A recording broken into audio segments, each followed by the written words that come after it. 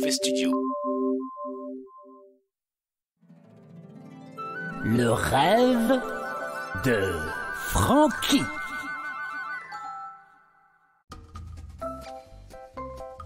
C'est un rêve qui commence sur une humeur joyeuse. En effet, j'ai la queue qui frétille, ma petite queue ronde comme un pompon. J'entends la pluie de croquettes qui tombe dans ma gamelle et cette voix familière qui m'appelle. Ruffo, viens j'ai mon ticket de croc. Vous l'avez compris, dans ce rêve, je suis Ruffo, le niche-cassure de Maître Chien. Vous m'avez entendu chanter avec lui sur Pourquoi t'es comme ça et mon cœur saigne. Ruffo, viens miam les bonnes crocs, les bonnes kets. Je quitte mon panier, je débarque dans la cuisine en dansant sur 2 pattes, avec mouliné des pattes avant. Bravo mon Ruffo, mais pourquoi tu veux jamais le faire devant mes potes? Je n'ai que faire de ces états d'âme. Moi, je m'envoie des croquinonos au foie de canard. C'est bon. Oui, j'adore. Voilà, c'est bon. Foie de canard. Par la fenêtre de la cuisine, je sens une odeur que je connais bien. C'est l'empreinte urinaire de Jétro. Jétro, le chien dont il est question dans la chanson Mon cœur saigne. J'ai compris plus tard que ce rêve, c'était le préquel de cette chanson de rupture entre Ruffo et Maître Chien. Je saute par la fenêtre, j'atterris dans le jardin. Où vas-tu Ruffo? Reviens! J'ai annulé ma tournée pour passer du temps avec toi. Je n'ai que faire de ces états d'âme. Moi, je dois retrouver ce bâtard de Jétro. Un enfant de chienne de sa race. Au milieu du jardin, il y a cette babale bien molle et en même temps très résistante.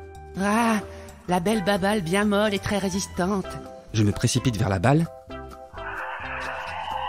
et je suis arrêté dans ma course par un fumet savoureux. Mais il y a un bon gros cassoulet dans le coin. Je me retourne, je suis l'odeur du cassoulet qui m'appelle. Je vais commencer par quoi? Le lard ou la saucisse? L'odeur me mène jusqu'à l'allée devant la maison. Il y a la voiture de mon maître qui est garée là, la porte avant qui est ouverte et... Mais c'est de là que ça vient, c'est dans la voiture le cassoulet! Ah, j'ai les crocs, bordel! Je saute dans la voiture, rien à l'avant, je check à l'arrière, rien non plus. Il est où le cassoulet? Il est où? Bordel! C'est cet enfoiré de Jétro, il m'a piégé. Je suis enfermé dans la bagnole. C'est l'angoisse, il fait chaud et j'aime pas l'odeur des sièges. En plus, y a même pas de cassoulet. C'est hyper cruel comme piège. Mais merde, mais ça sent le cassoulet quand même. Couillon, check le rétro intérieur. Je lève la tête et qu'est-ce que je vois? Un sapin qui pend là, un arbre magique désodorisant pour voiture, parfum cassoulet au confit de canard. Au confit de canard. Jétro a vraiment bien foutu son plan, je suis un dingue de canard. D'ailleurs je le vois plus, il est où? Où il est ce chien? Couillon, me revoilà. Debout sur le capot, sur ses 2 pattes arrière, Jétro tient, avec une patte avant, un seau. Et avec l'autre patte, la babale. La babale dont il était question tout à l'heure lorsque je courais vers elle pour la choper, pour la déchiqueter. Même si je sais que c'est impossible car c'est une babale indestructible. Mais j'aime bien persévérer. Bref, Jétro pose le seau sur le capot et qu'est-ce qu'il y a dedans? De la lave en fusion. Contemple la truffe du bourreau de ton cœur. Jétro, déconne pas, fais pas de mal à la babale. Ça te fout les boules, hein? T'as les glougloutes? Ah, bah ouais, j'ai les glougloutes. Alors vas-y, arrête ça, arrête de menacer la babale. T'as raison, passons à l'action. Et là, qu'est-ce qu'il fait?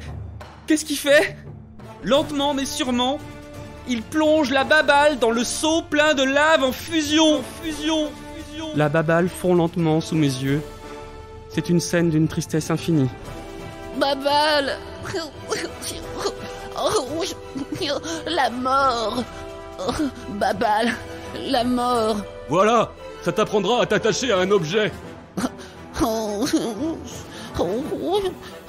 Plus jamais cet amour.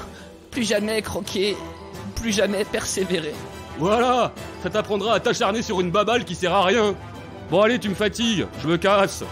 Je suis triste et sombre dans ma tête, pendant quelques secondes. Ensuite, ne pas oublier que je suis un caniche. Je suis vénère, méga vénère, Uber en colère. Je suis très très fâché.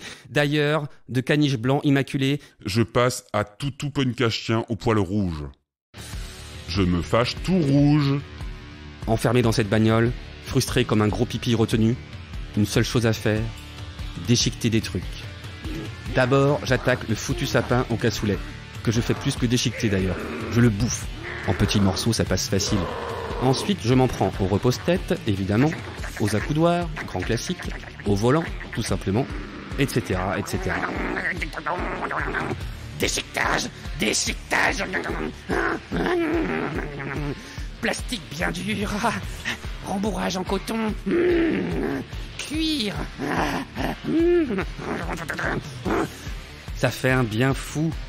Après toutes ces émotions, je m'enivre de rage colérique et destructrice. Je donne tout ce que j'ai. Je m'épuise. C'est fatigant. Je m'endors, la tête dans la boîte à gants, en mordillant le permis de conduire de mon même maître. Ruffo! D'ailleurs, c'est lui qui me réveille. Ruffo! Mais c'est quoi ce bordel que t'as foutu? T'es un ishka grave pas sûr. Eh! Mon permis de conduire! Bah, il sert plus à rien. T'as ruiné ma bagnole, enfoiré. Je suis on ne peut plus vénère, mon Ruffo. Oh! Il explose la vitre avec son bras et il m'attrape par la queue. Je ne suis plus tout rouge, je suis plutôt tout rose. J'ai plus de poils. Et tout d'un coup, je suis tout rôti. T'as l'air grave bon, mon Ruffo. Attends, je vais chercher de la bonne sauce moutarde et miel. C'est mon péché mignon. Je me réveille, tellement rassuré, vu que quand je me réveille, je sais que les méchants sont restés coincés dans mon rêve et qu'ils m'ont vu disparaître sous leurs yeux. Mais merde, mais j'ai la queue qui frétille encore là. C'est pas vrai. Je suis dans un panier à chien. Oh, je suis encore un chien. J'ai fait un rêve de chien. Je comprends que ce rêve était une leçon pour Ruffo. Ne pas s'attacher au point de devenir obsessionnel et dépendant. Ça parlait de la baballe. C'était très focalisé sur la baballe. Et finalement, à quel moment ça a été le plus violent et déchirant ? Certes, la mort de la baballe a été un moment horrible. Mais le sommet de l'horreur fut la confrontation finale avec Maître Chien. Je décide alors de faire ce que Ruffo n'a jamais réussi à faire. Larguer son maître pour un chien. Ouais, je vais retrouver mon pote Gétro. Bah ouais, c'est la meilleure chose à faire. Mon carliche sûr. Ouais, j'ai pas précisé, Gétro, il est mi-caniche, mi-carlin. En anglais, on dit French Puggle.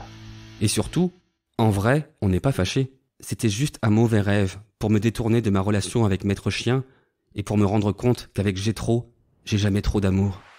Je me sens comme le mec dans Code Quantum. J'ai intégré le corps de Ruffo pour régler ses problèmes sentimentaux. Mon rêve d'humain touche à sa fin. Le générique arrive. Dernière séquence. Ruffo et Gétro dansent le disco en boîte de nuit, au milieu d'une farandole de toutous. Bleu, vert, rouge à pois jaunes, rose rayé blanc. Des caniches, des carlins et des carliches.